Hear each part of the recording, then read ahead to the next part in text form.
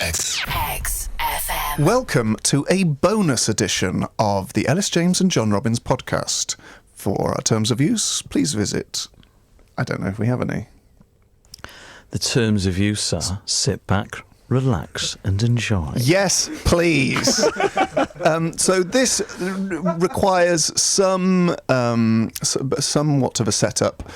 Because regular podcast listeners will know that for many weeks, 30 weeks, I wrote my own autobiography in the style of Tony Blackburn, in a kind of style, that sort of celebrity, slightly self-aggrandising celeb biography. This doesn't sound as mad and as self-aggrandising as you'd think, actually. Basically, we used to read aloud from Tony Blackburn's autobiography, which is, I think this is fair to say, the funniest book in the English language. It's called Poptastic. You can get it on Amazon for like a penny or something. It is really worth it.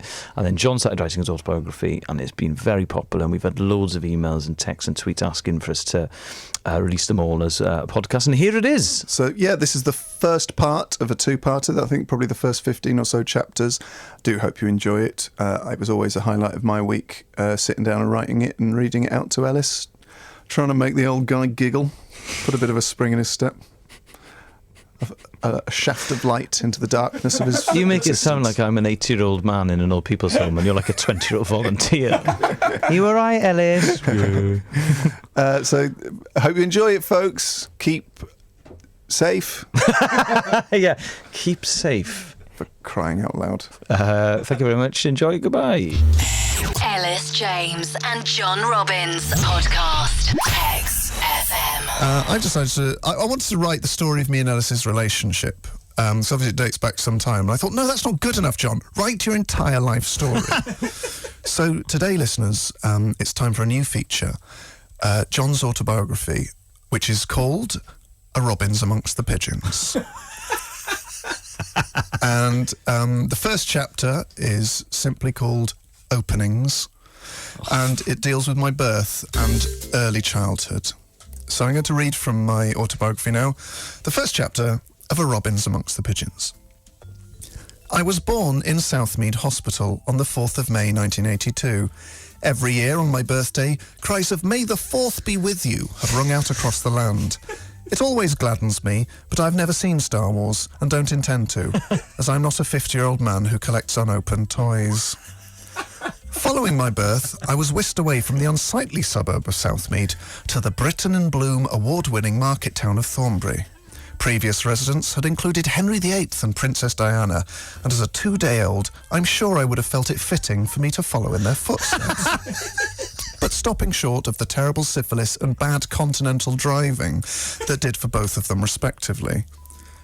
Due to a mixture of good parenting and an unwillingness to mix with some of the more violent elements of the Bristolian pupils at the Castle School, a table-topping comprehensive, I've never had a Bristol accent, though I can impersonate 3 separate Bristolian accents accurately, the second of which has been labelled superb by 3 separate publications, one of which is not web-based.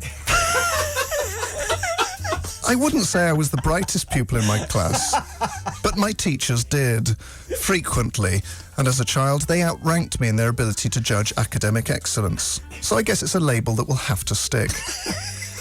To this day, I've never set much store by awards and would rather not go into detail about my early successes. Suffice to say, 247 commendations speak for themselves. Given for exceptional work in a lesson, 10 commendations could be exchanged for a head of year commendations. 3 of those could be exchanged for a head teacher's commendation. Though I amassed 247 commendations, equating to 24.7 head of year gongs, and 8.23 recurring head teacher awards, a record that still stands to this day, I expected no special treatment, save preference in selection for extracurricular activities such as the school magazine and student committee elections. The Castle School in Thornbury nurtured my interests in all fields, and in the case of geography lessons, some actual fields. I'm proud to say that as of 2014, only 3 of my teachers have been arrested for sexual activity with pupils. Out of a batch of around 60, that's not half bad, and I assume well below the national average. But it wasn't all awards, commendations, and watching your back in PE. Trouble was just around the corner. You are a weird guy. a profoundly weird guy.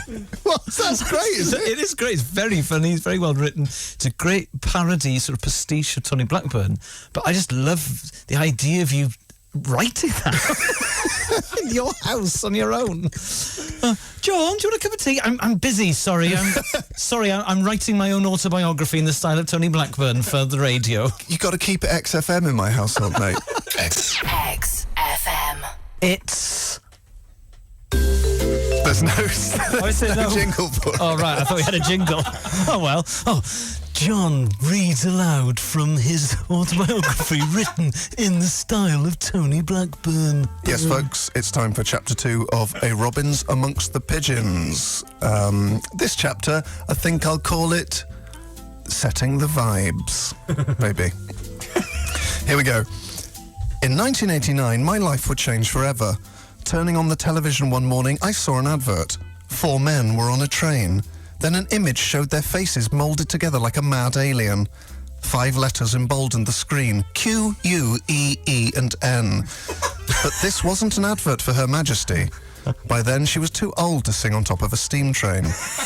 Though these 4 men were clearly some kind of royalty. A seed had been planted in my mind, a chord acorn that would soon grow into a rock oak. By 1992, I was a fully paid-up member of the official International Queen fan club, and my first purchase, a baseball cap and T-shirt, meant you could tell this from a distance of over 20 yards. I was lost in a world of badges, posters and picture discs, and at times it was too much for my young mind to bear. On buying a limited edition gold CD of the News of the World album on my 12th birthday, I burst into tears in HMV. But by 1995, the school bullies had cottoned onto my obsession. Who was this guy? And what were these crazy new sounds he was into? They couldn't compute. The only calculation they could manage were fists plus robins equals pride restored. People often ask me how I was able to maintain academic excellence under such extreme pressure. I simply look them dead in the eyes and say, I've paid my dues, time after time. I've done my sentence, but committed no crime, and they usually let it drop. From time to time, I use Facebook to check in on some of my old foes, and it does help ease the pain to see a St. George's flag as their profile picture, grammatically incorrect news of their 5th child, or, in one case, the loss of a limb. If they block me, I simply set up another fake account. Great days. There you go. What I love is bitterness plus bullying plus Queen equals Robin's great comedy. So what were they doing on the train? Oh, it was the video for Breakthrough, where they're singing on a steam train. Oh. The Miracle Express. Oh, right. Because I hadn't heard that, and when you were talking about a train in 1989, I thought, Michael Palin's around the world in 8 minutes. Yeah, I know John likes comedy. Actually, Elis, I've just realised there's a mistake in my autobiography. Oh. It wasn't 1989. Was it 87? No, it was 89. I'm sure The Miracle is 89.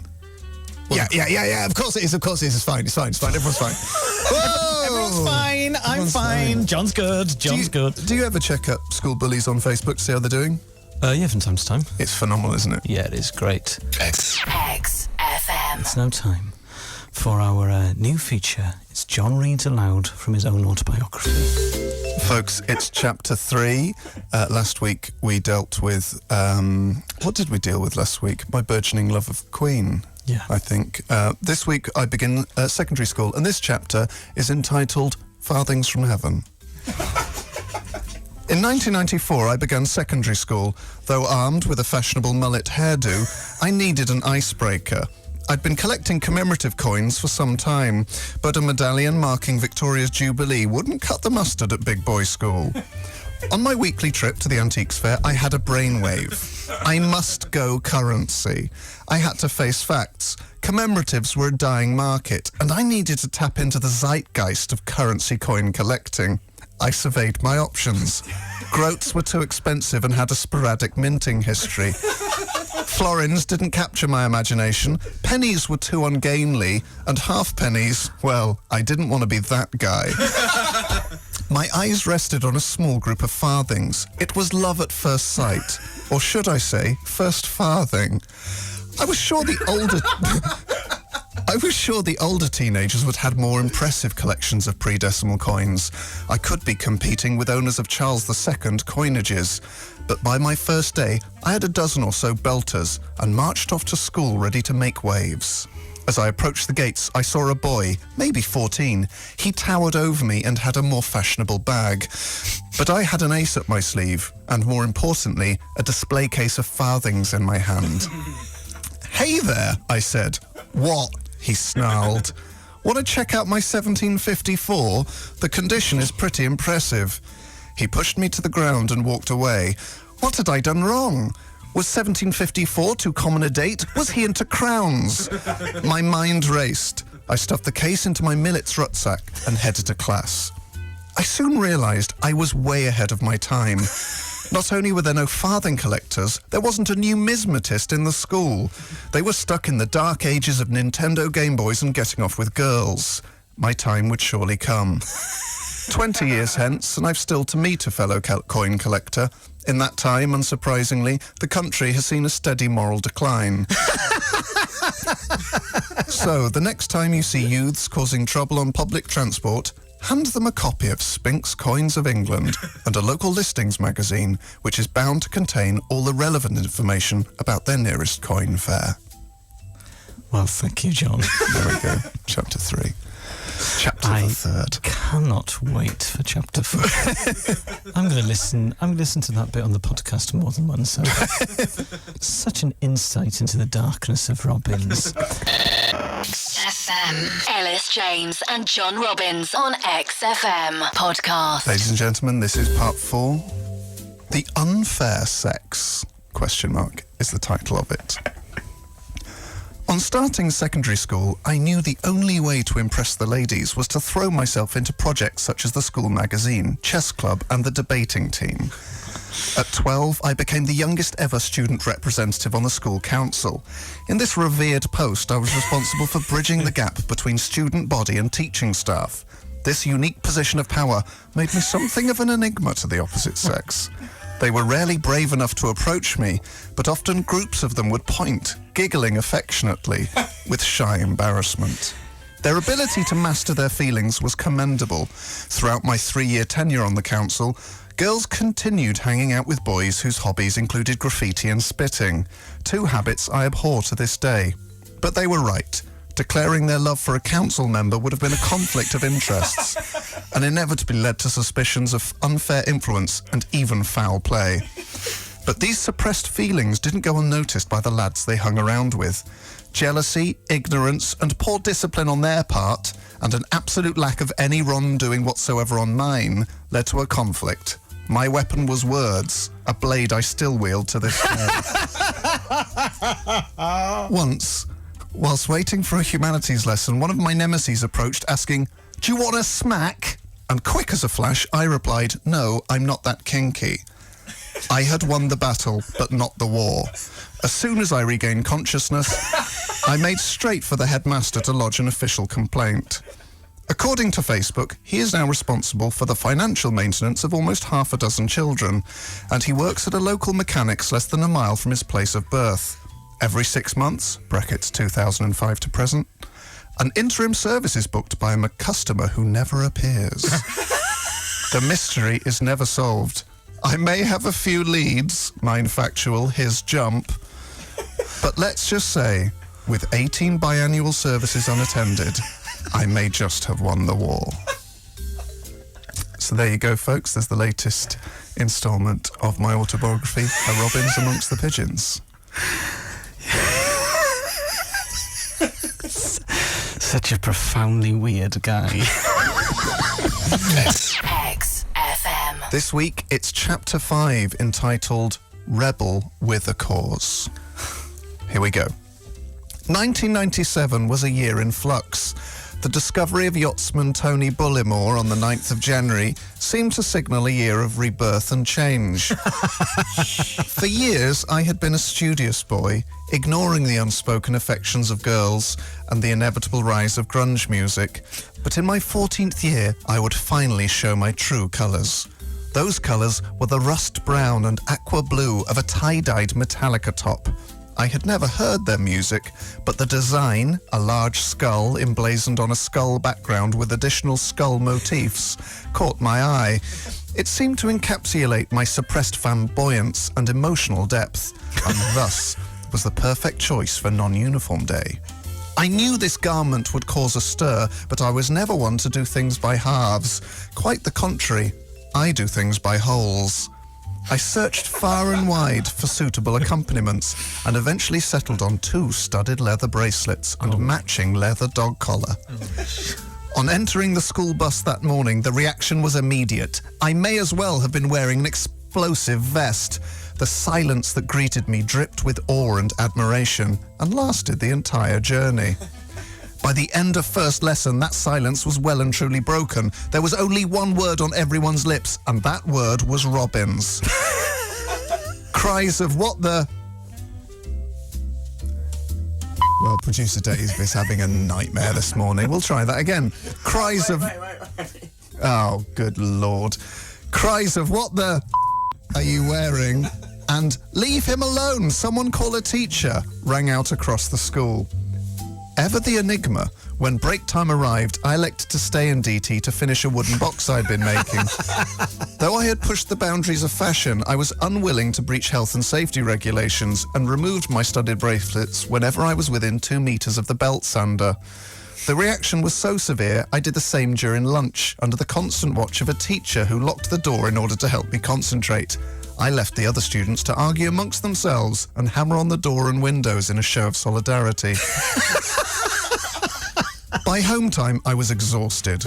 A girl approached me at the school gate. "Are you a raver or a jitter or what?" she barked. I knew neither term, but experience taught me they were probably both slang for a homosexual. "Neither," I replied. "What are you then?" she asked, a crowd now forming. My reply was simple. I, young lady, am a Robbins. And that, dear listener, has been my motto ever since. So there we go, team. Chapter 5 of A Robbins Amongst the Pigeons. True story. 3 words. Studded dog collar. And matching leather studded bracelets. Oh my. Where do you buy that stuff? In sort of alternative shops where you can buy incense and marijuana paraphernalia. Oh, good It's like a grief. goth shop. Right. That was essentially my sort of coming out rock-wise. It really did. It defined a generation at my school when I walked into school with the tie-dyed Metallica top and studded leather dog collar. Everyone else was just wearing, like, Adidas trainers. Yeah. XFM. This chapter is called Spread Your Wings. It is said every singer has his song, and if I am a singer and moments in time can be songs, then the autumn and winter of 1998 were the first tracks on an album entitled John's Greatest Hits 1. In my final year at secondary school, I was all out at sea. I had a collection of fashionable two-tone shirts, a pair of shiny pinstripe trousers, and had shaved the hair from the sides of my head, leaving a bird's nest type effect on top, a style I had once observed on a road worker resurfacing the A38. But alas, I was all dressed up with no place to go. That was until my first year at the Castle School sixth form. Sixth form wasn't just a place, it was a state of mind. I had caught the attention of a group in the year above me who saw me smoking miniature cigars in a velvet jacket outside my final GCSE exam. When I started upper school, they took me under their wings. It was refreshing to meet people who thought for themselves and didn't call you gay for reading. They were a motley crew, goths, hip-hop fans, indie music aficionados, and a girl who now works as a Southwest-based burlesque dancer. And I felt right at home. I also began being invited to parties. I couldn't believe my luck. I'd been to one party before, but it turned out to be a thinly veiled excuse for people to smoke drugs. I've never been a big fan of marijuana, street named The Herb, and couldn't stomach the stuff. Once, I was sick in front of a girl I liked and passed out next to a field just off the A38. I was driven home by a good Samaritan in a Toyota Avensis. It's safe to say I wouldn't be where I am today without the A38. Quite literally, it is the only way out of Thornbury. No, these parties were erudite affairs. Imagine Paris in the 20s, New York in the 60s, but in Thornbury in the late 90s. At one such event, at the Commercial Rooms, a fashionable night bar where Cream once played, I actually kissed a girl. I had entered the venue without the help of a fake ID. I've always frowned upon fraud, and luckily my fur coat had caused such a stir amongst the bouncers that they never asked for my documents. Later on the dance floor, I found myself dancing with a tall girl who was one of the cool set. One thing led to another, and we ended up kissing tenderly for some minutes. I was elated. I had finally made it into the kissing cool girls fraternity. The next day, on arriving at school, it became clear she was mortified and never spoke to me again. Surely frustrated to have shown her true feelings in front of the whole gang. To quote the folk pop combo Simon and Garfunkel, "Sail on, Silver Girl, sail on by." There you go, it's chapter 6. Chapter 6 of my autobiography, A Robins Amongst the Pigeons, entitled Spread Your Wings. Do you like that, Al? Have you learnt any more about me? Yeah, and the thing about you is that you're this sort of never-ending well of weirdness. You've lived... People say, oh, he's lived 9 lives. You've lived 9 weird lives. Not one of them was normal. I remember I had that fur coat for years. Fur coat. A fake fur coat, obviously, ethics fans, until my cat weed on it and my mum threw it out. FM. Elis James and John Robbins podcast. So, John, treat us to the latest chapter. Chapter 7 of A Robins Amongst the Pigeons, entitled Oysters. The winter of 1999 was a double-edged sword. Little did I know it would soon turn into a double-edged sword where both sides were bad. Many of the friends I made at sixth form left for university. Though depressed, I was assured by teachers that I was a shoo-in to follow hot on their heels to the hallowed halls of Oxford University. As a star pupil, the teachers felt I needed no extra tuition for the notorious Oxford interviews, and I set off to Hertford College, hoping to impress with my essay on T.S. Eliot's The Wasteland. I knew the standard would be high, so I added a footnote to the title, thanking the Student's Guide to T.S. Eliot, quote, without whom this essay would not have been possible. It was a classy move designed to win favour amongst the country's academic elite. My backup plan was the creative writing course at East Anglia University. Having sent them 3 poems about how depressed I was that girls didn't fancy me, I knew it was a safe bet. I had Bristol as my third choice, leaving 3 choices blank as an extra show of confidence. The world was my oyster. I don't know if you've ever tasted an oyster. I have. Let me assure you they're the most disgusting creation ever dreamed up in the history of human insanity. In December 1999, I received 3 letters of rejection. 1 from East Anglia. Had they not read my epic poem, The Dark Side of Depression? Bristol. Rejecting an Oxford applicant? Are you insane? Bristol University is full of Oxford rejects. And finally, Oxford. My heart sank. My legs failed, and 3 darts I had been using to practice for the Oxford University darts team hit the floor. So it was that I took an unplanned gap year. With no time to organise foreign travel, I worked part-time in a Virgin megastore. During this period of rapid physical and mental decline, I developed a crippling addiction to gambling, which I overcame, then relapsed into and then overcame again. I then reapplied to Oxford. This time, my application was successful for 2 reasons. Firstly, my teacher, Mr. Allender, gave up his spare time to give me extra tuition and interview preparation, a kindness I will never forget. And secondly, I lied in my application and interviews about the books I'd read. Justice was restored. There you go, a little insight into a dark year for Robbins. Oh, God. Every week? Every week you get weirder and weirder. Oh, that's a very popular feature. So many people tap me on the shoulder in the street and say, is your friend John all right? I go, yeah. And they go, all come up roses. If I could have told that 19-year-old working in Virgin megastores being overpaid by accident and then putting it all in a fruit machine and being very sad that one day he would be about to step on stage before Brian May and Roger Taylor. I wouldn't have. It would have been too much for him. He'd have cried.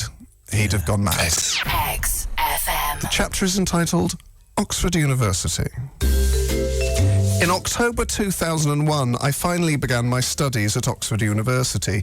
Oxford had a long history of notable alumni, and it was hard to believe that I was walking the very same streets as J.R.R. Tolkien, Oscar Wilde, T.S. Eliot, and Zainab Badawi.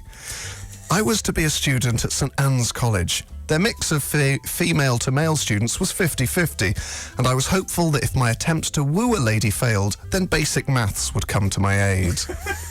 Freshers' Week was a crucial period for making friends, but by now my Mohican was perilously thin, and I decided to offset it with an eye-catching black velvet suit, courtesy of Jeff Banks. The combination was intoxicating. Its first outing was a karaoke night in the St Anne's College bar. Timing was crucial. I had to make a good impression. Halfway through proceedings, I saw my chance. The room was packed following a rousing version of ABBA's Dancing Queen. I saw my window and, standing stock still, gave a powerful spoken word rendition of Lou Reed's Perfect Day. It couldn't have gone better. As soon as I began, people stopped dancing and took to their seats to discuss my performance amongst themselves. After I'd finished, some people went outside to take stock, and one girl described my version of Reed's classic as intense. Given that I was studying Old English at the seat of learning, it seemed fitting that I should also take to smoking a pipe. On frosty winter nights, I would puff away with a pint of ale on a solitary pilgrimage to the Eagle and Child pub, and, if the one friend who tolerated my habit was available, I'd go with him.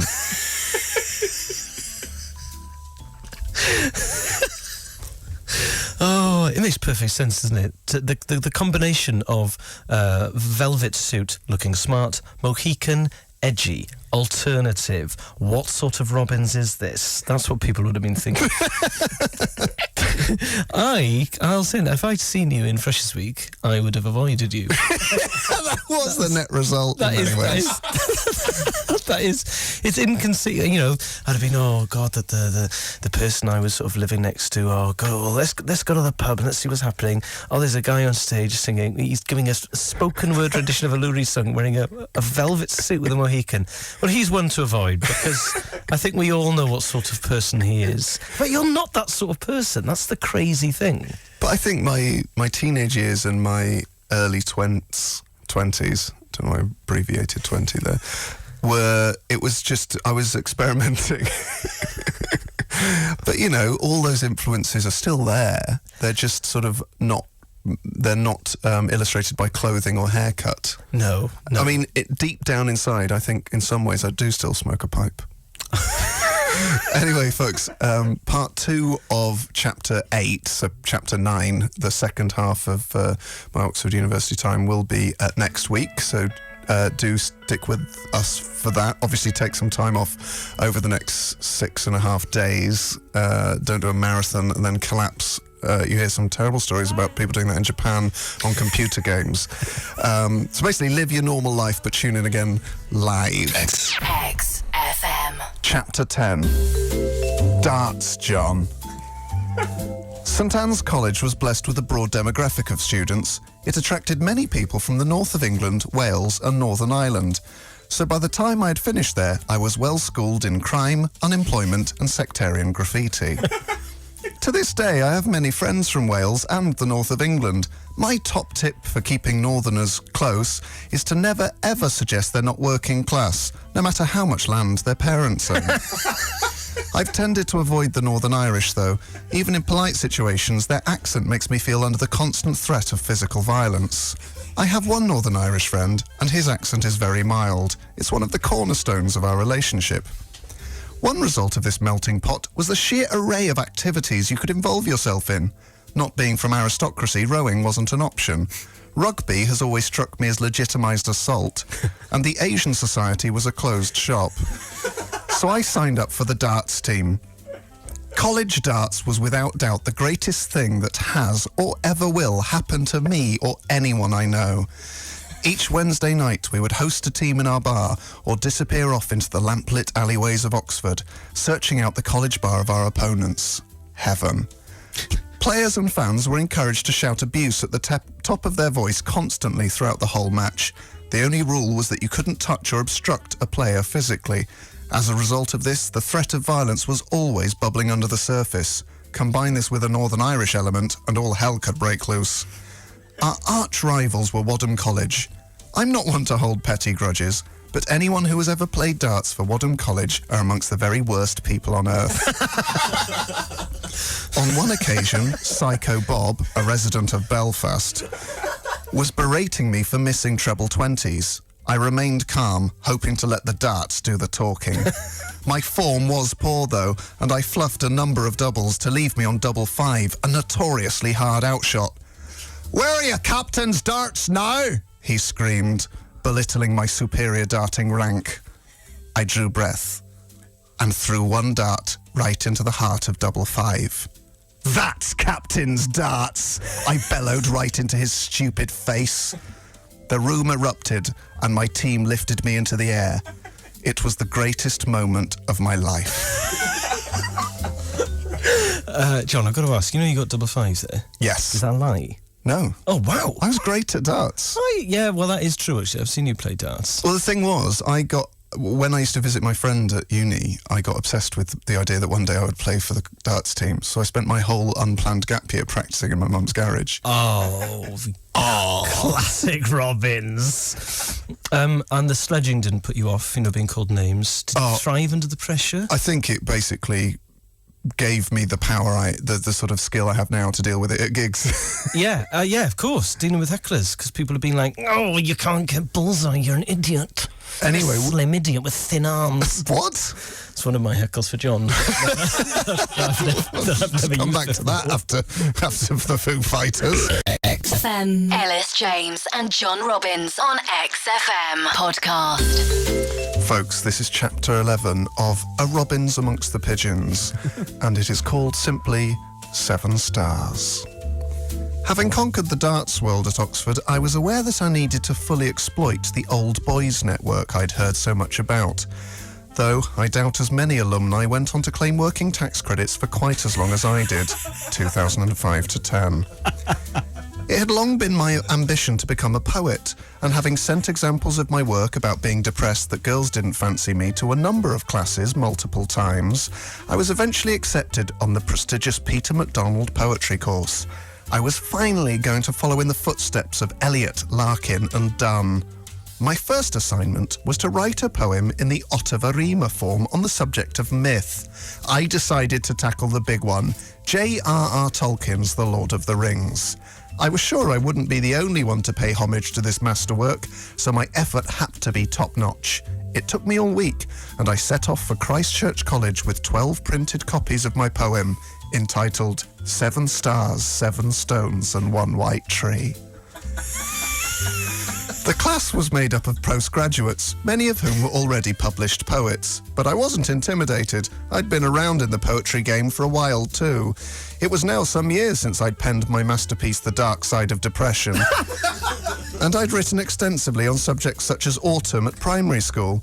Indeed, my peers from 5G considered me quite the expert on leaves, squirrels and frost. The class took it in turns to read out their efforts. I have to say I was very impressed. In fact, I began to feel a little daunted. Many were covering Greek and Roman myths with a high level of linguistic complexity. I looked down at my poem and realised it contained a stanza where I had rhymed Bilbo with elbow. I began to panic. My face reddened as I chastised myself internally. "You fool, John! You're going to look like a right idiot! Who writes a poem about Middle-earth, for Christ's sake? These people are serious, and you've named over half a dozen dwarves." My turn finally came. All eyes turned to the new guy. I knew I couldn't go through with it. I took the only course of action available to me. Feigning tears, I claimed that the emotions I'd covered were still too raw. And that I'd rather not read this week. Luckily, they bought it. I walked back to college still armed with my 12 printed copies that I then destroyed in a ceremonial pyre in my ensuite sink. It's an episode of my life that I often recall, as it formed the basis of a recurring anxiety dream that I've now had for over a decade. Oh, good grief. Is there definitely not a copy still in existence? I've still got that poem. Oh, well, please. No. Come on, we're friends. No, I couldn't. It made my face burn just to read the title. It's one of the most embarrassing things that's ever happened. Well, I will work on John over the next few minutes. I talk about Tolkien sitting with a pipe and a pot of tea. We've got a track to play with. I will do what I can, listeners. That was John reading out from his autobiography. XFM. Chapter 12. Civvy Street. Walking out of my final exam at Oxford University was bittersweet. On the one hand, I'd been able to write more confidently on Chaucer's Canterbury Tales than I had expected. On the other hand, I immediately felt a terrible sense of loss and regret that I feared would last the rest of my life and has. When I speak to other people about their time at university, they describe it as an enjoyable period which set them up for the rest of their lives. Lives they spend happily updating Facebook with photos of their children no one cares about. Seriously, guys, if I wanted to spend all my time browsing photos of children online, I'd get a job at Radio 1. For me, university wasn't just a phase of my life, it was my life. Amongst the 400 or so students at my college, I was a somebody. I was Mohican John. Then following a haircut, Nohican John. I was John the darts captain, John the poet, John the guy hunched over a bar stool sobbing. Seriously, never attempt to drink 200 shots of cider in 100 minutes. It can really cause unresolved dad issues to bubble up. When I arrived home, however, I felt alone and isolated, like a soldier returning from war, but an enjoyable war, like Robot Wars, or the Falklands. Luckily, like all Oxbridge graduates, I was destined for a career at the very highest echelons of society, and within weeks I'd started work as an inventory supervisor at Borders Bookshop, now defunct. It wasn't quite the Home Office, but I played an essential role in making sure the latest releases and back catalogue favourites were unpacked and processed correctly in one of Bristol's leading booksellers.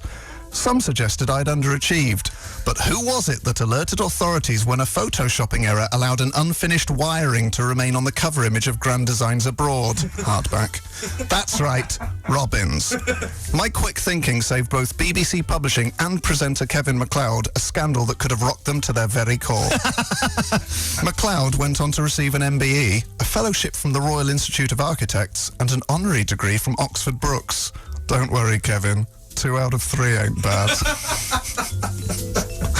John, now I know I always come back to this. I didn't think the Mohican was a university thing. That is surely the thing you do when you're in year 10? I had it for my first term at university. Oh, good grief, but that's when you make your friends, John. People will have thought you liked System of a Down. They met Mohican John and they fell in love with Nohican John. Some were creeped out by him. Yes, yeah, I can imagine, yeah. Well, anyway, I thought your job after university was working in Portbury Docks when people used to wrap you in bubble wrap and then hit you. No, that was during university. I've forgotten that. Oh, slash blacked out that chapter of my life. I remember driving to a gig with you in Somerset, and we drove past Portbury Docks years ago, and you pointed out people used to wrap me in bubble wrap there and sort of knock me about a bit, and I went, yeah. It was Still, good probably, bill tonight, looking forward to it. It's probably the worst. Yeah, it was when I relapsed my gambling problem.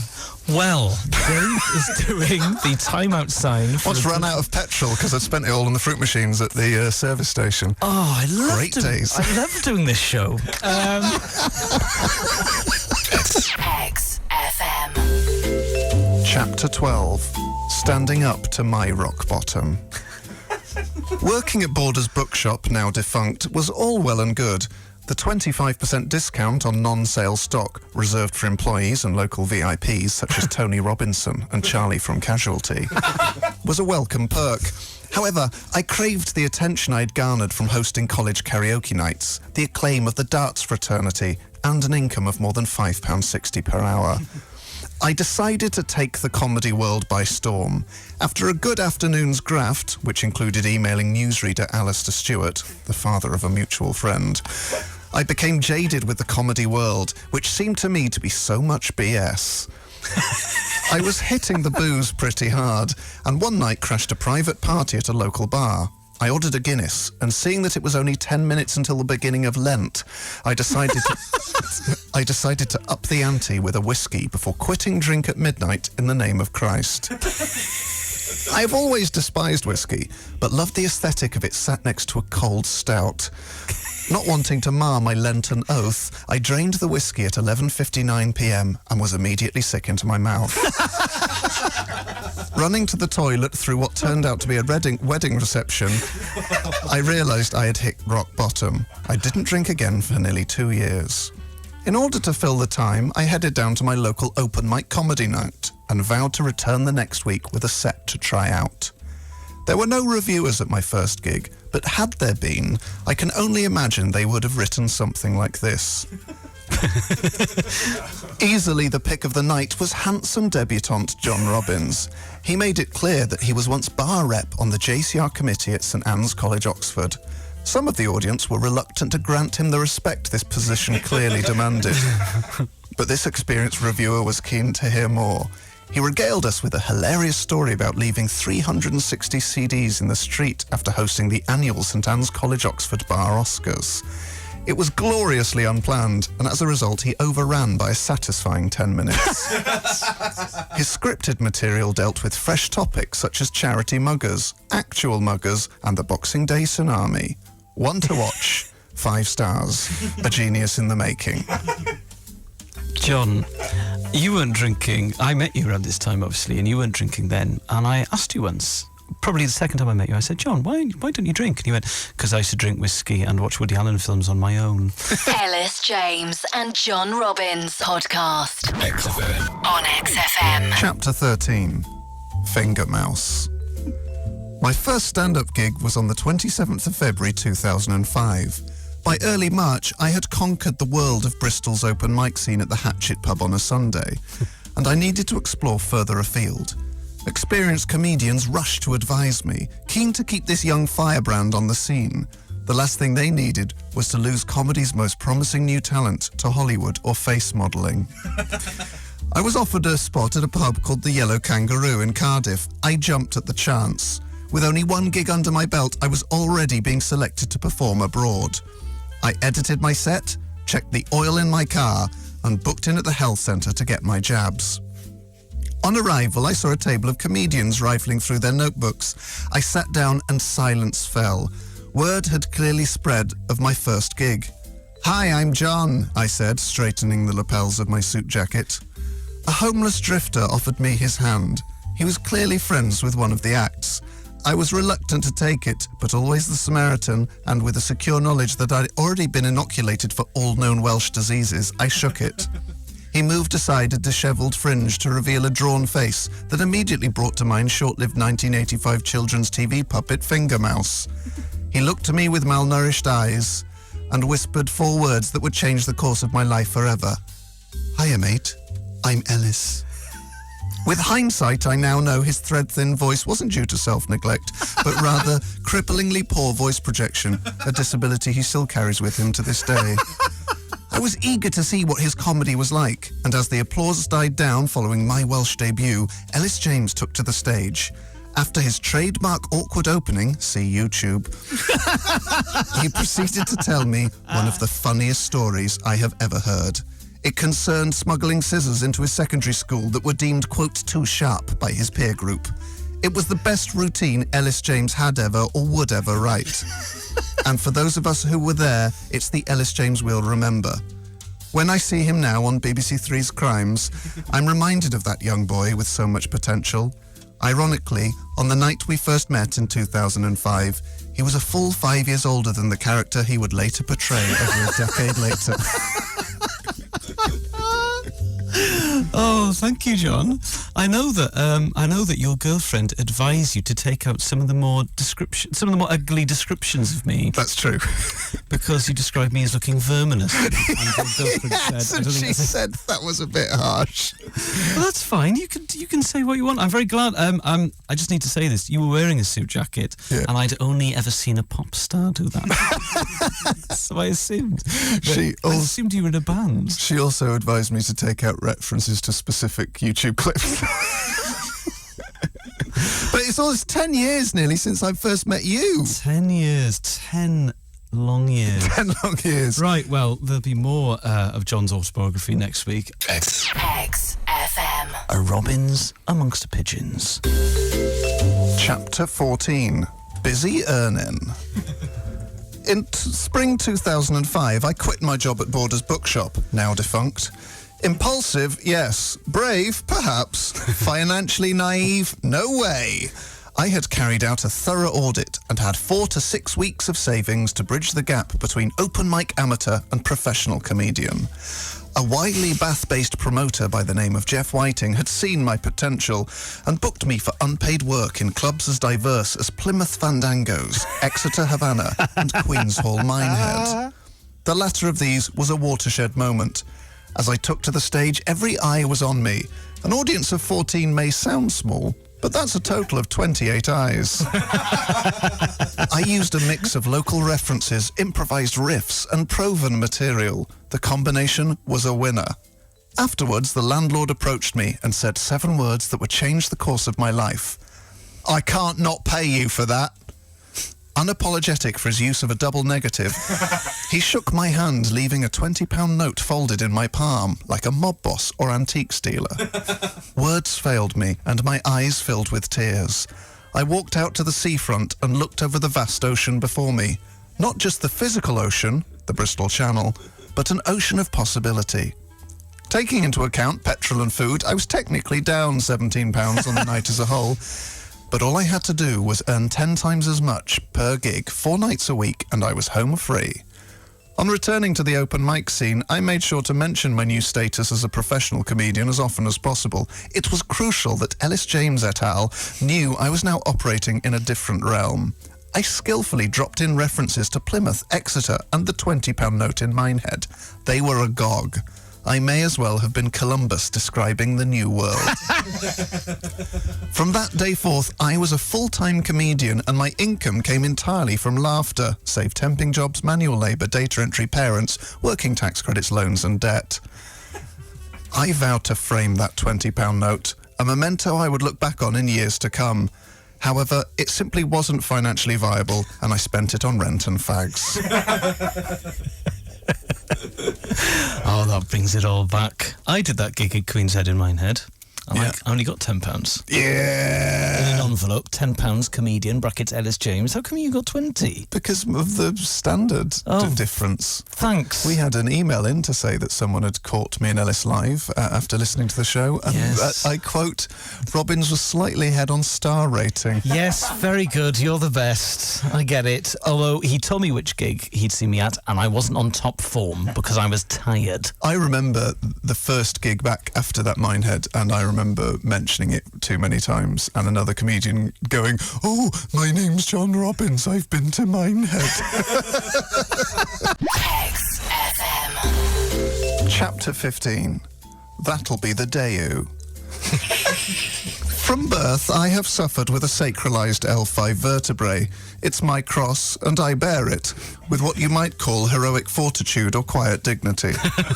After one drive to Manchester in my Mini, I was left with crippling back pain and knew I would have to invest in a car that was up to the task. On the advice of my stepfather, I perused the range of second-hand cars at Holders of Congsbury. As soon as I walked in, greeted by resident twin receptionists, Jenny and Diane, I knew this place was a cut above the rest. Founded in 1985, Holders was a pivotal part in Seat's rebranding as part of the Volkswagen Group. Ironically, it was my lumber region's inability to pivot that led me to them. Browsing the forecourt, I tried various Seats. I was impressed. Car seat technology had moved on eons since the Mini Metro, and I was lost in a world of lumbar support, height adjustment, and full horizontal recline. Exiting a particularly tempting Seat Leon, I spotted a neat-looking little hatchback. "What's that, Alan?" I asked. My local reputation having secured Alan Holder himself as my guide for the day. "Oh, that's a Daewoo Lanos," he said. "It's low mileage and an automatic." Let's see what this baby can do, I replied. Within seconds of slipping into the well-maintained trim of the Lanos 1.6 SX, I was smitten. Designed by Giorgetto Guigario, yes, that Giorgetto Guigario, it had the sleek design one would expect from an Automotive Hall of Fame inductee and Car Designer of the Century award winner.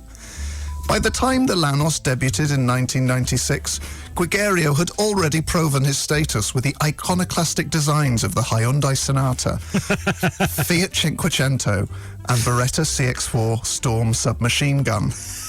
The CX-4 was the civilian version of the Beretta MX-4 and would later become the submachine gun of choice in Canada, following its use in a 2006 Montreal shooting. Lanos-wise, however, the 1.6-litre double overhead camshaft provided the kind of power you'd usually expect from a hot hatch, but combined with the authority that a 99.4-inch wheelbase provides. It was every executive commuter's dream. I'll take it, I purred. Good choice, Alan Holder remarked. He was right.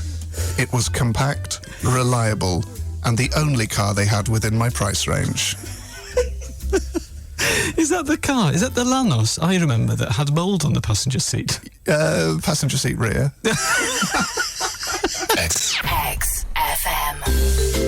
Chapter 16, My Drugs Hell. The summer of 2009 was a crazy time. I had just picked up the award for Best Debut Show at the Leicester Comedy Festival. My head was in a whirl. I knew that I was the topic of every conversation in Leicester for an evening if it was about the Best Debut Show award. One day in April, however, disaster struck. Whilst attempting to activate the handbrake in my Daewoo Lanos, I slipped a disc in my lower back. It's a story as old as time, and the only downside of the sturdy handbrake tension synonymous with later Daewoo's. It was essential I was pain-free for my birthday the following week. It was to be an intimate event. I had whittled down the 100 or so Bristol kingmakers, hangers-on and sycophants to 2 or 3 close friends and 2 of their friends whom I didn't know. At the pre-party drinks, I was suffering when one of the group suggested I use illegal drugs to ease the pain. Like Frank Zappa and the cast of Grange Hill 1985 to 87, I have long belonged to the anti-drug set. Grass, Dutchy, Benson and Hendricks, call it what you will. The fact is, hashish ruins lives. Desperate to alleviate the pain, however, I showed weakness, and the pusher pounced, no doubt eager to add another waster to his client list. Dear reader, it is with a voice full of shame that I have to admit I partook of those drugs. Yes, I dropped the dragon. I stroked the horse. I voted for Mayor Doobie Dubliani. Within minutes, I became withdrawn. I chastised myself for my run-in with Mayor Doobie Dubliani, and then immediately became fixated on the word mayor.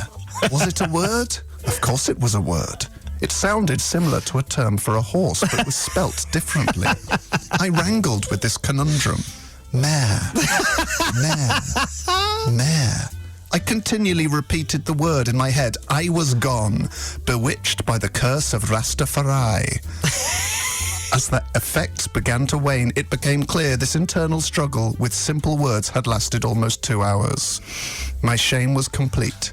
I had lost my basic understanding of homophones. I vowed never to enter the gutter again, and through my own inner strength, I have remained drugs-free ever since. Well, thank you, John. I remember that. I remember you calling me very upset. You said, "Hell, I've been smoking Biftus." I'm in a drugs hell, L. And I said, "Yeah, how many?" And he went, "Well, 1, because I had a bad back." And I was like, "I think it'll be fine." I have stared into the abyss, and I did not like what I saw.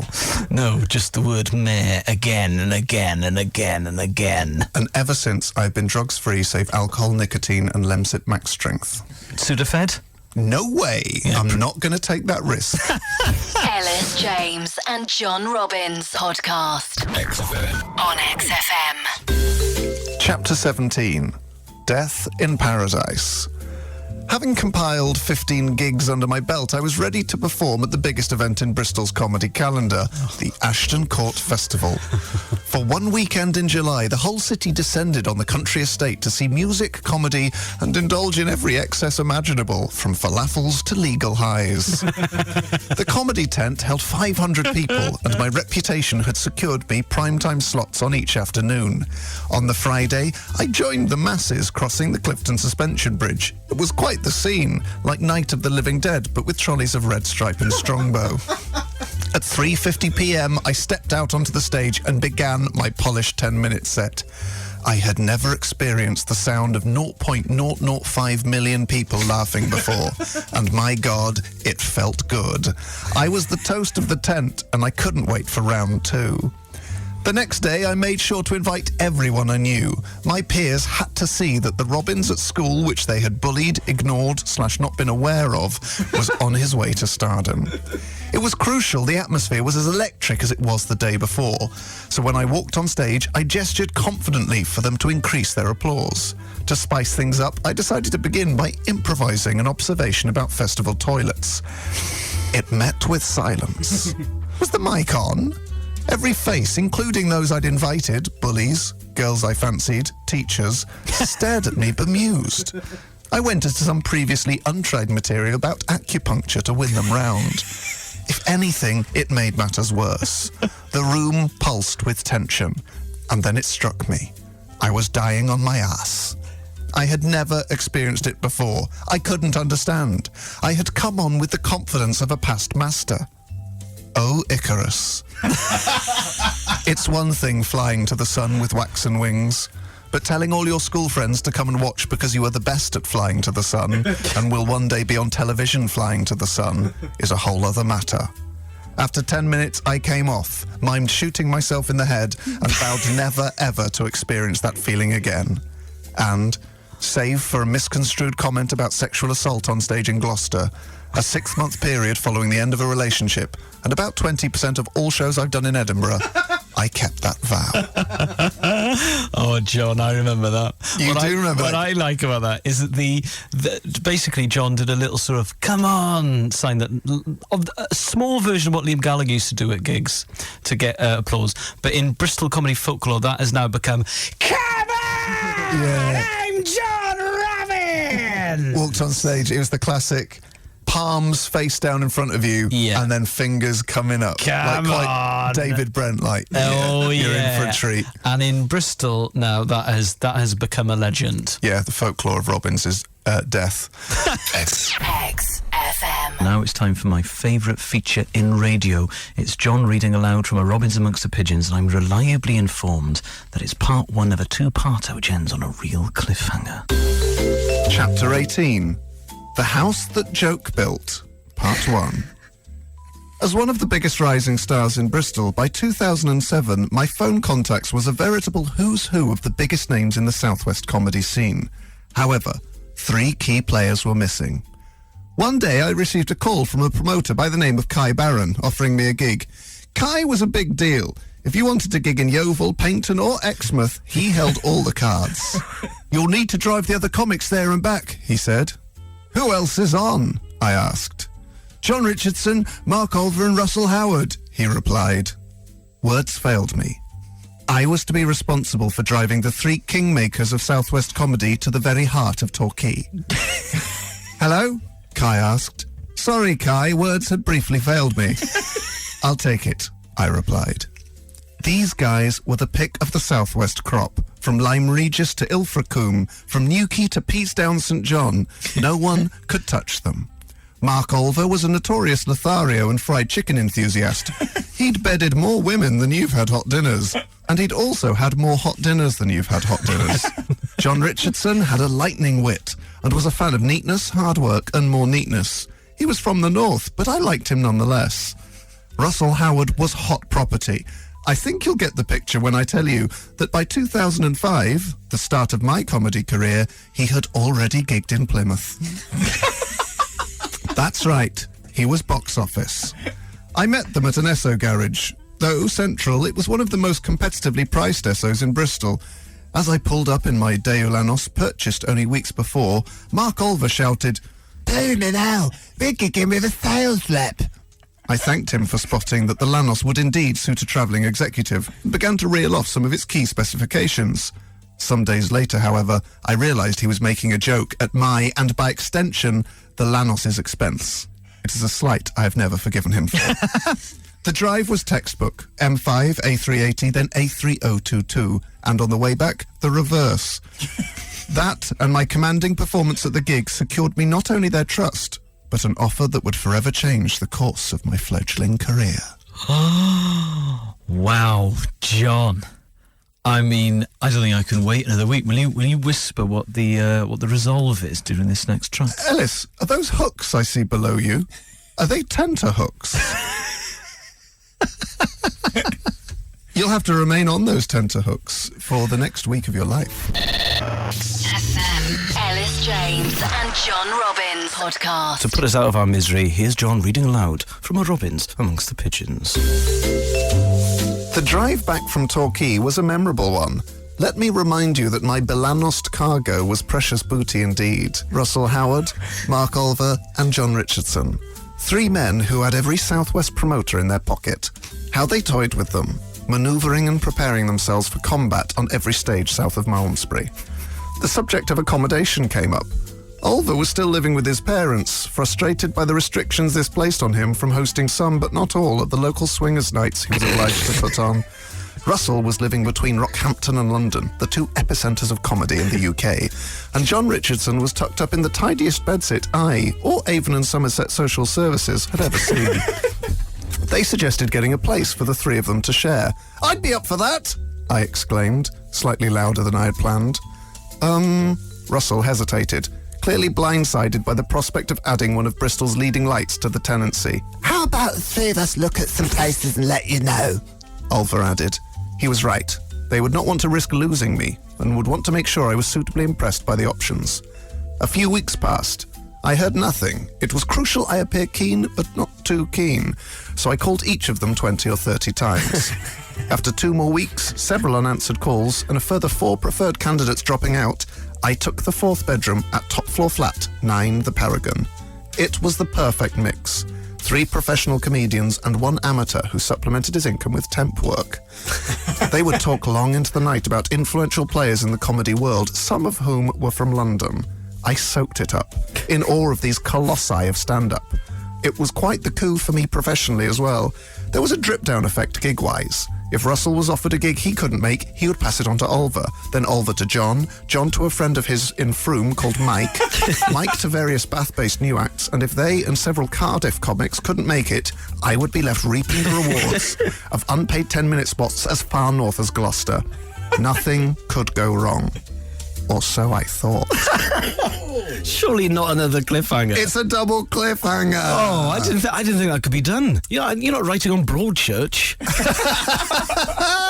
That is extraordinary. Oh, well, more of that next week from John. I personally can't wait, although I did know John during this period, and all of the Cardiff new acts, myself included, thought he's made. He'll be on Saturday Night Live within the next 25 years. That's still possible. It is still possible. We've got 15 years to go. Yeah. Best of luck. XFM. Russell had an Xbox. I had never owned a games console before and was overcome by the quality and playability of a game called GoldenEye. It was like I was James Bond. There were a number of guns to choose from and numerous baddies. As a result of my obsession, I missed the entire summer of 2006. Sat in the living room, throwing grenades down stairwells and collecting health bonuses. Bliss. Bliss. Oh my God. The careers of my housemates flourished, and I dealt with it really well. Russell, now a Mock the Week regular, had begun a 6-music radio show with Richardson. I was muted to play a major role, but was dropped at the last minute and was fine with that. In order to supplement the gap in my income this created, I took an office temp job. It was an arrangement that suited us all.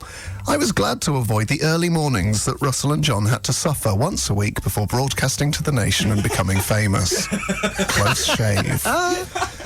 I also had my own cottage industry. Ever absent-minded, Russell would often drop, leave, or place small quantities of loose change in the communal hallway, down the back of the sofa, or in a drawer in his bedside table. Knowing John Richardson would openly weep at the sight of mess, I swallowed my pride and cleaned up any amounts above 20 pence and below 40 pounds. I never sought thanks for this selfless chore. It was the right thing to do. Richardson was quite the chef, and one slow-roasted lamb was to be my downfall. The rosemary infusion demanded a chilled Sauvignon Blanc, and I couldn't resist. 2 years of sobriety ended there, and I'm suspicious this was Richardson's plan all along. As I renewed my indulgence in the delights of Dionysus, heads turned. Suddenly, I was the main attraction in Bristol's new legendary comedy flat. Parties, impressions, skits, some clothed, some semi-nude, became my magnum opus, and booze was my Boswell. Unable to deal with the attention I was gaining and late-night singing/crying I subjected them to, Oliver, Howard and Richardson wanted out. It had always been too good to be true, and after a brief 5-year career plateau, I set about proving them wrong.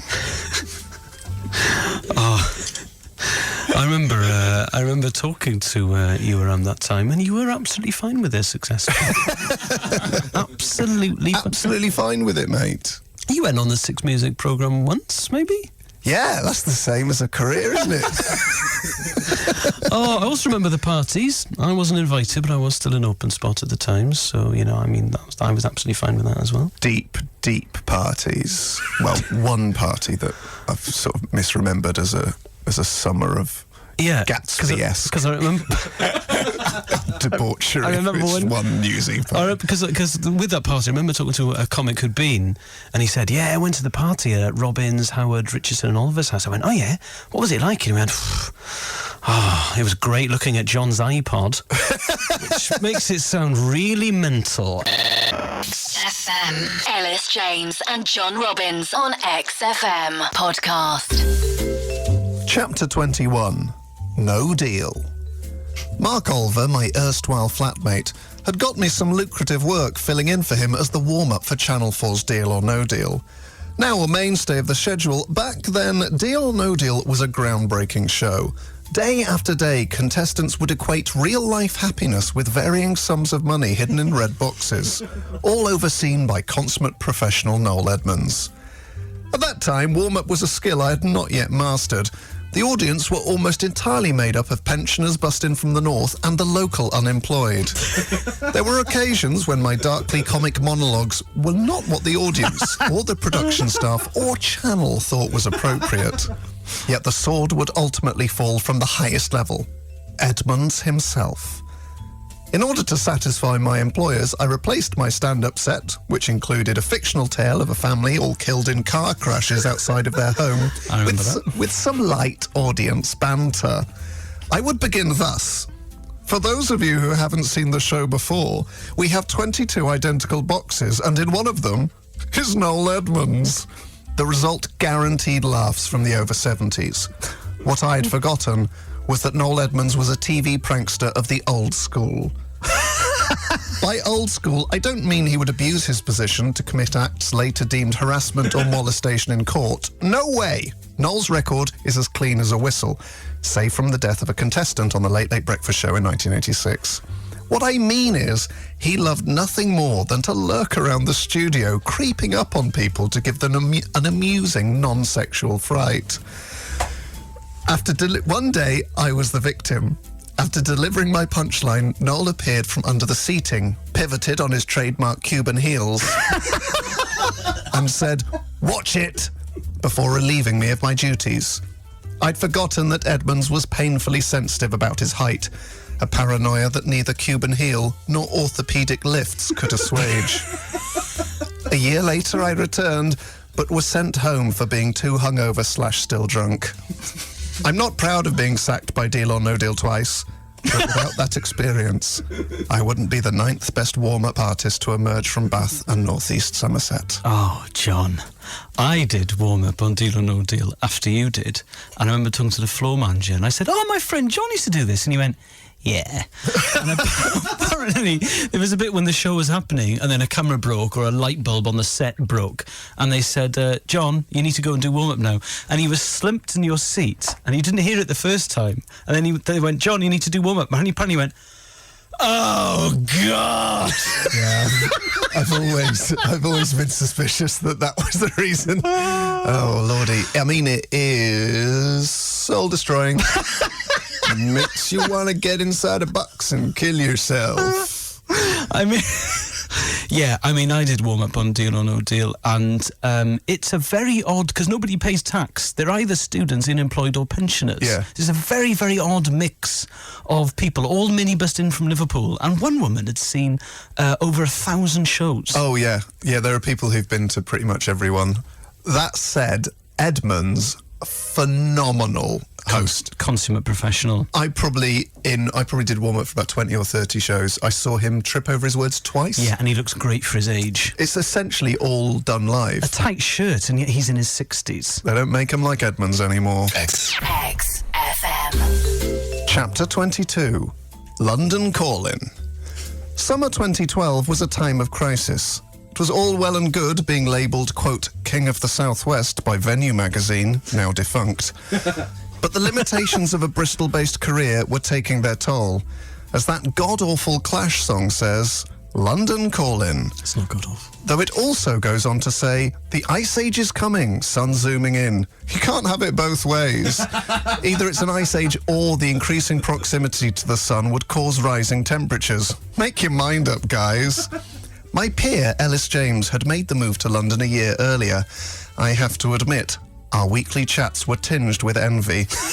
Elis would recount meetings with top-level comedians, agents, and a shadowy industry kingmaker by the name of Gareth Gwynn.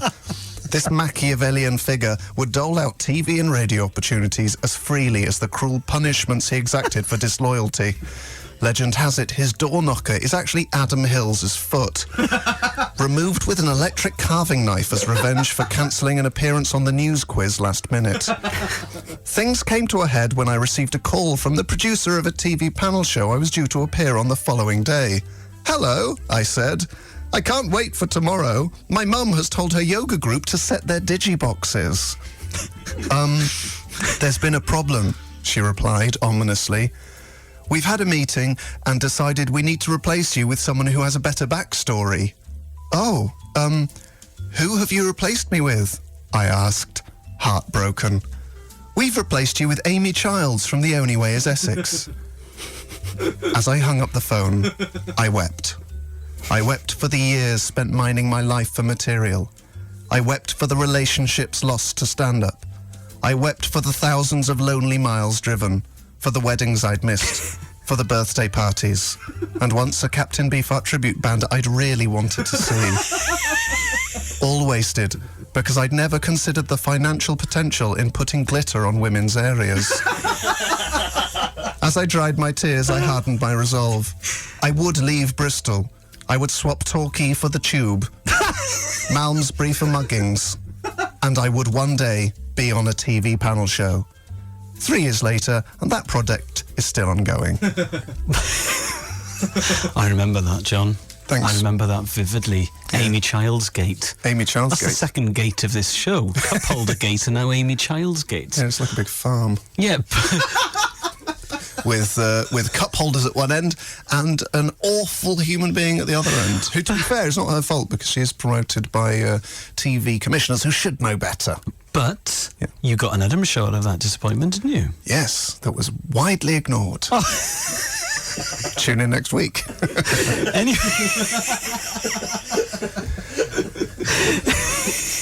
Anyway, we'll be discussing John's failing career at the same time next week.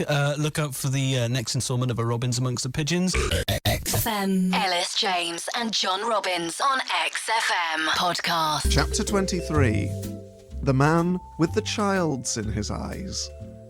Following the humiliation of being replaced by Amy Childs on a television panel show, I made it my goal to turn tragedy into triumph. I would make this story the basis of my next Edinburgh show.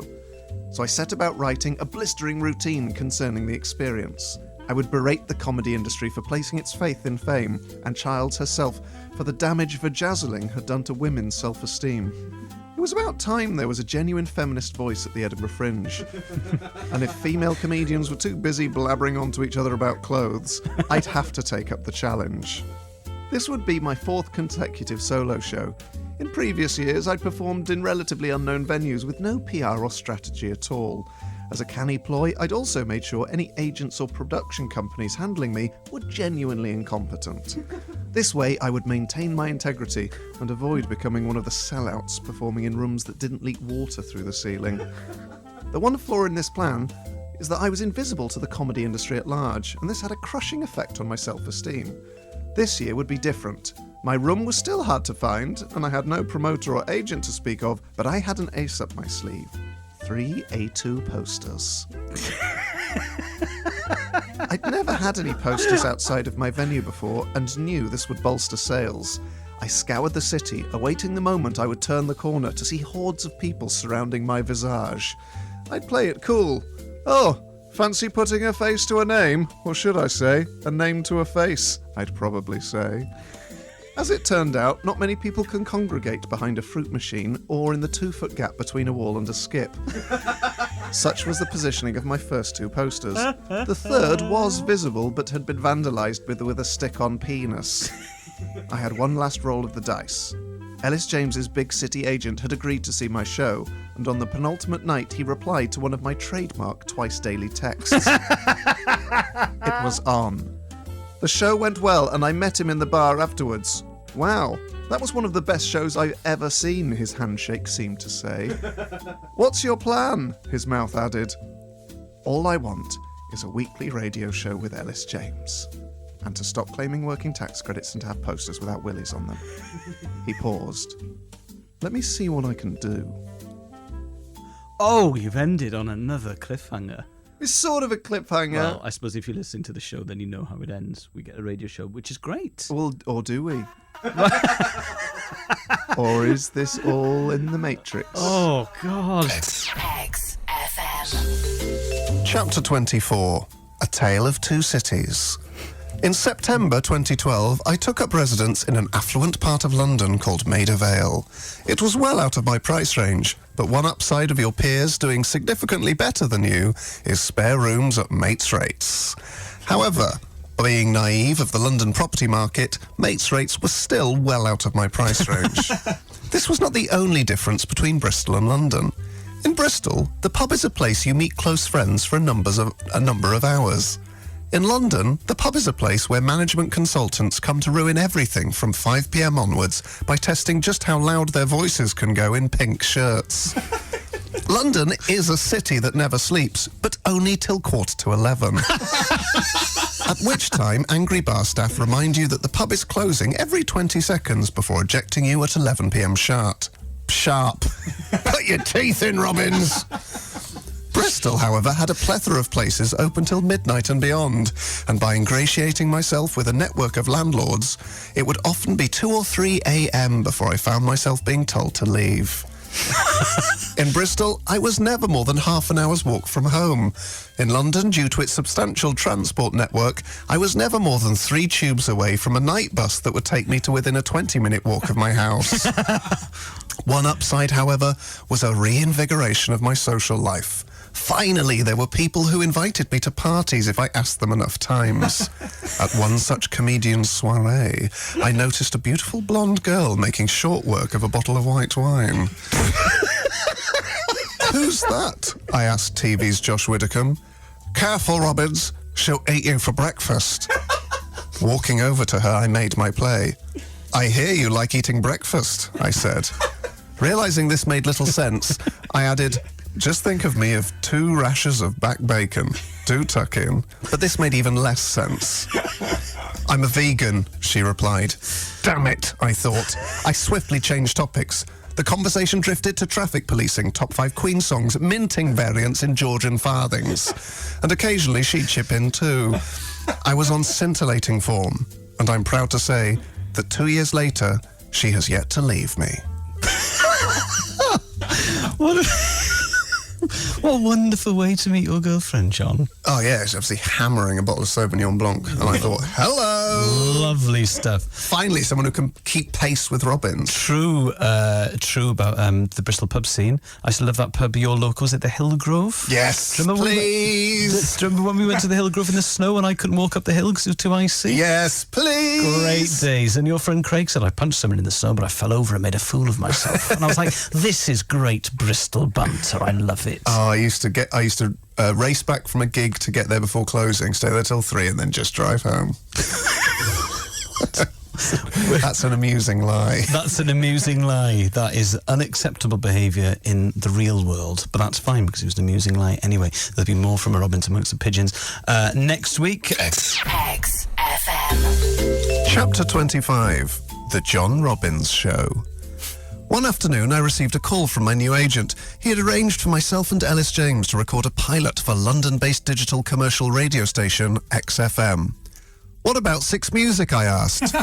That's a no-go, he replied. Never mind, I sighed before cursing our terrible luck. It was crucial I make a good impression. XFM was an exciting indie rock station, and I must fit the bill of the cool renegade their listenership would be crying out for. Our first meeting was with a young hotshot producer by the name of Producer Dave. I knew Elis would kowtow to the man at any given opportunity, so I made clear I was a guy who didn't play by the rules. After shaking his hand, I put my feet on his desk and lit a cigarette. I'd taken it from the pack concealed in my t-shirt sleeve like in films. I sized him up. He looked like the sort of guy who would make a good impression on your parents, having mastered the smart, well-groomed appearance of a championship footballer in court on an ABH charge. Let me tell you how this is going down, Dave, I snarled. It's 3 hours of Frank Zappa and Queen. No BS. You can't smoke in here, he said, cowering. I knew this was a ploy to break my nerve. Staring him straight in the eyes, I put my cigarette out in my palm and lit another. After a brief chat with Global Radio security staff, I decided I did want to stop smoking, and also to make a £200 donation to the business of my own free will. I took out the list of show names I drafted the night before. Dave, choose from this list and then we'll talk. The list was as follows. John Robbins Blows Your Mind on XFM. John Robbins' Great Show plus Guest. The John Robbins XFM Show with Welsh Assistant. John Robbins presents Freddie and Frank on XFM, asterisk, additional material by Elis James. After calls from my agent and the boss at XFM, we decided to settle on the Elis James and John Robbins Show. I decided to replace 3 hours of Zappa and Queen with a revolving playlist of selected indie hits. It was a canny move on my part, and one that nobody saw coming. It turned out to be the making of us. You're welcome, Elis. You're welcome. Dave obviously is here. He'll confirm that is exactly how it happened. Although, I've really got to say this to the listener, when he did stub out the cigarette on the palm of his hand, it later became infected. Anyway, you're listening to Elis James and John Robbins on XFM. Imagine if you were listening to John Robbins' Great Radio Show plus Guest on XFM. Yeah, I think that would be a truer reflection of what the show has become. But anyway, that's fine, and I'm absolutely fine with that. FM. Elis James and John Robbins podcast. Chapter 26, Turning the Tables. Over the past 25 chapters, I've covered both the highs and the successes of my life to date. But it's only fair to let my co-workers have their say. So for this chapter, I hand you over to Elis James and producer Dave, who conducted a candid interview. Go easy on me, guys. Elis, what's it like being friends with John? I have to say, it's an honour. Without doubt, the greatest pleasure of my life. Really? More than the birth of your first child? Oh, absolutely. With a child, everything takes absolutely ages and you have to let people down on their birthdays. Time with John is so simple and effortlessly funny. People will think he's writing these answers for you. Well, I can assure them he hasn't, and if he had, they would be pure poetry. What's the dynamic like working with John at XFM? Oh, I wouldn't say I work with him. It's more like I assist the management of his talent. With his considerable intellect, Sometimes he needs an arm around the shoulder. Mostly I help him rein in his natural broadcasting ability. If he went full Robbins, he'd be snapped at by one of the big dogs instantly, and I couldn't have that. So you don't think he'll ever move on? Oh, I don't think so. He's been offered things like Saturday Night Live, hosting of Icon News View, and even a ministerial position. But his commitment to digital radio and mainstream indie music is unbreakable. He'd hate for me to say this, but he's incredibly selfless. Come on, there must be downsides. Only in the sense that with John, as with all the great polymaths of our age, he pays a price for his genius. I tend to get by telling the odd anecdote and getting big parts as a comic actor, so there are very few stresses. With Robbins, he's a slave to his gift. There are moments of darkness, but without that, he wouldn't connect with people on such a visceral level. What's John's worst habit, Elis? Probably his modesty. He was offered a blue verified tick on Twitter and actually turned it down, probably because connecting with ordinary working people is so important to him. Which is also why he chooses to keep his income below the top 2 tax brackets. Can you sum him up in one word? Legend. Honestly, guys, I'm blushing, and I thank you both for that honest appraisal. There you go, that's the end of that one. Oh, John, it just felt good to finally... It felt nice to be able to be that honest. Yes, and I just think you need to be able, because otherwise people just think this is all me sort of talking about myself. It's nice to give another point of view. Another perspective. And also, you know, a lot of British men find it very difficult to talk about their emotions. Absolutely. So to be that honest on a national platform, it was just really, really nice. So thank you for that opportunity. No worries at all, mate. No worries at all. XFM. Chapter 27. Brand Robbins. By late 2014, I had almost completed the task of rebuilding Brand Robbins. On the eve of my 10th year as a stand-up, I had transformed myself from a frustrated jobbing comedian plagued by regret to a solvent London-based comedian / DJ plagued by regret. I had made inroads into the competitive London stand-up circuit, managed to attract a girlfriend in the top tax bracket, and transformed Elis James into a satisfactory assistant on my weekly XFM radio show. One dream, however, still eluded me. I had yet to support the rock band Queen. Since childhood, I'd fantasised about being in Queen, or at least knowing the address of a band member. In November 2014, I received a phone call I would never forget. One evening, my big city agent's name flashed up on my top-of-the-range iPhone 6. "Are you sitting down?" he said, mysteriously. "Yes, I'm in the Lewis Wetherspoons." "Is someone with you?" he probed. "No," I answered. "It's a Monday night." "I know." Bless. Anyway, how do you fancy supporting Queen for a live gig they're performing on New Year's Eve?" "What's the money?" I replied. "Last year I did New Year's Eve and it was f***ing piss take. The money was and the f***ing barman refused to serve me after I came off. Honestly, here's a bottle of Captain f***ing Morgan's too much to ask if I'd ripped the f***ing out of the gig. I know You tell him John Robbins doesn't get out of bed for... Hang on. What did you say? Queen needs someone to do half an hour before they perform live on BBC One on New Year's Eve. You in? My jaw dropped. I was lost for words. My mind raced. Would I get to meet them? What would I wear? Did I have time to grow a moustache? Panicking, I downed a cold latte that had been on my table when I arrived. So? Yes, I'll do it. With all my heart and soul, with the joy of the child within and the man inside. I won't let you down. I won't let Queen down. I was speaking the truth. Though it had been my mantra for 20 years, not letting Queen down now had a genuine real-world application. I hung up the phone, had a panic attack, then a Guinness, then another panic attack. My prep would begin in earnest. Very, very, very good. But also, we have to hand it to Vin. Incredible timing with the bleep there. I mean, Vin has been on tenterhooks all morning, and He's been sweating. Now I know why. Because if he'd got that wrong by a nanosecond, XFM would have come to an end. So well done, mate. But John, I mean, it's another cliffhanger. Yes. You're getting pretty good at these. Obviously, podcast devotees will know how it went. But if you missed that particular show, tune in next week for the next chapter of Robbins Amongst the Pigeons. XFM. Elis James and John Robbins on XFM podcast. Chapter 28, Under Pressure. In early December, I received official confirmation that I was to perform for 20 minutes in support of rock band Queen. The New Year's Eve broadcast was a typically groundbreaking move, having already invented the music video, been the first band to play behind the Iron Curtain, and revolutionised the entertainment industry with interactive PC game Queen the Eye. I was joining a venerable list of artists who had supported them: Marillion, Status Quo, Thin Lizzy, and REO Speedwagon. So I had to be at the top of my game. I began a strict daily regime. 8 a.m, morning worship.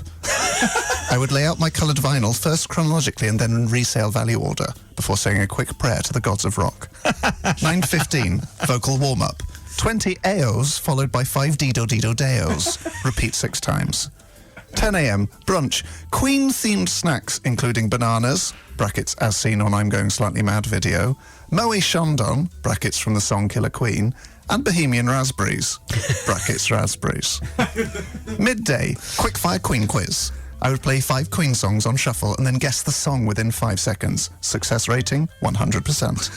2 p.m, curse Neil Hannon from The Divine Comedy for calling Queen a, quote, joke band on Channel 4's Music of the Millennium show. 6 p.m, watch the Days of Our Lives documentary. 7 p.m, brief cry. 8 p.m, watch the Great Pretender documentary. 10 p.m, official Queen-branded vodka and another brief cry. The day arrived, and fearing the influx of Queen fans would bring London transport to its feet, I set off early for Westminster City Hall. It was right to be cautious. The train from Lewisham was delayed by 4 minutes, and I arrived at the venue with only 6 hours to spare. As I saw the stage, it hit me. The world-famous Queen crest, based on all 4 band members' star signs. Leo ×2, Cancer, Virgo. There stood Roger Taylor's drums, Brian's trademark red special guitar, and a toy badger. And in front of this collection of drums, guitar and badger, I would introduce half of the greatest band of all time, plus Adam Lambert. I had a toilet, panic attack, a banana for energy, and then 4 further toilets. All the while, a large digital clock counted down to the moment of destiny. I know how nervous you were. I also know that you would have been 6 hours early. However, I didn't know their logo was based on their 4 star signs. Yes, is that true? Yeah, designed by Mercury himself. That is absolutely the tackiest. Oh, shut your mouth and go to bed. 2 lions standing astride a massive queue with a crab on top. That is... with a phoenix to represent rebirth. And then 2 fairies, the Virgos. They were so uncool. They were so cool. Oh, what's your logo then? It's just a copy of the New Statesman emblazoned on London Pride motif. Come on, mate, get yourself a logo. It's like football teams have logos. You love football team logos. Yeah, it's not based on horoscopes. Well, my logo is EJ written with a calligraphy pen. Yeah, but your football team's logo is a swan because it's Swansea. Swansea's got nothing to do with swans. Yes, it does. No, it doesn't. There are swans there. There are swans everywhere. You might as well call them Air FC. Have a photo of some air. You absolute idiot. XFM. Chapter 29, Curry. Should these memoirs ever be turned into a critically acclaimed film, the final scene would be thus. I leave the stage after successfully supporting the rock band Queen. The camera follows me through backstage corridors in one long take, sweat on my brow and concentration in my eyes. Sweeping past well-wishers and execs vying for my attention, I make for my dressing room. Closing the door behind me, I lean against it, and the opening strains of Bohemian Rhapsody can be heard in the distance as a solitary tear falls from my eye. Is this the real life? Is this just fantasy? End credits, applause, brackets, in the cinema. I have used a small amount of poetic license here, but such is my trade. Some may and have called me poetic, and my license was granted not by the DVLA, but by the audiences who keep returning to my work, paying with their laughter, dedication, and money. In reality, I had no dressing room, just a gap between a bin and a cabinet. And my moving solitary tear was delayed whilst I sought the necessary authorisation to get a pass for the green room. It took almost 20 minutes. All the while, Anita Dobson lounged with access to bottles of Beck's and canapes that I was being denied by petty bureaucracy. Finally, I entered and watched the gig on a big screen. The audience were perfect. I had not let Queen down. They're certainly well warmed, I suggested to Dobson. Mistaking my comment for a judgment on the canapes, an awkward few moments ensued, during which my backstage pass and wristband were examined by a further 2 members of staff. Honestly, this country. When Queen finished on stage, May and Taylor descended to the green room. I knew Brian would want an in-depth post-gig debrief before swapping mobile numbers and becoming best friends. May approached, his trademark hair billowing like a cloud. "Hello," he said with quiet dignity. "Hello," I replied. "These canapes are nice," I said. "What are they?" he asked. "They're like miniature prawn curries," I said. "Curry? Oh, I don't like curry." And with that, he was gone. They say you should never meet your heroes. I disagree. From that day onward, every time I've eaten curry, I've thought of Brian May. If I was already thinking about him, then I'd think about him again. And that's no bad thing. Oh, John. Bombshell, though. I don't like curry, which means that I have more in common with Brian May than you do. Can you play It's Late on the electric guitar? Yeah, I mean, if I was given the tabs. Well, you aren't given them. Can you play it? No. Well, nor can I, because I've forgotten. All right, well done. But have you got a postgraduate degree? In comedy, yes. So, to recap, I have more in common with Brian May than John. He's English. Yeah, I'll give you that. Yes. He is tall. Oh, God, I almost swore then. Yes, he is. He has long arms. Yes, John's gibbon arms make him an excellent goalkeeper. His girlfriend is a member of Equity. Are you a member of Equity? I'm not, but my girlfriend is, and I'm assuming Anita Dobson is. Yeah, of course you would be. Yes, so 1-0. Elis James and John Robbins podcast. XFM. Chapter 30. A Robbins Amongst the Pigeons. If you're reading this book, or listening to me read aloud, we are at the end of our journey. If you're an alien life form who discovered this in a time capsule of mankind's greatest achievements, we come in peace. Do not abuse our kind nature with your superior intelligence or probes. Saying goodbye to a book is very much like parting from a dear friend. You may shake their hand, you may shed a solitary tear.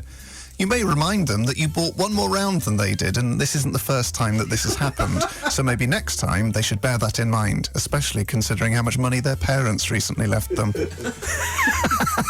Hopefully, I've given insight into the events that shaped the character of Robbins. It has not always been a smooth ride. I have my flaws, but in a good way, like Sherlock Holmes or Cracker. There are many stories for which I simply have not had the time to elaborate. The brave but distressing outing of my first shell suit, the years lost to competitive Scrabble, and the time Steve Redgrave moved cat hair from my trousers. But though the book/audiobook/brain download, if you're listening to this in a billion years, has come to an end, the story is just beginning. Digital local radio is an art form in its infancy. Like 1960s rock, it is a blazing force that needs steering towards a bright future.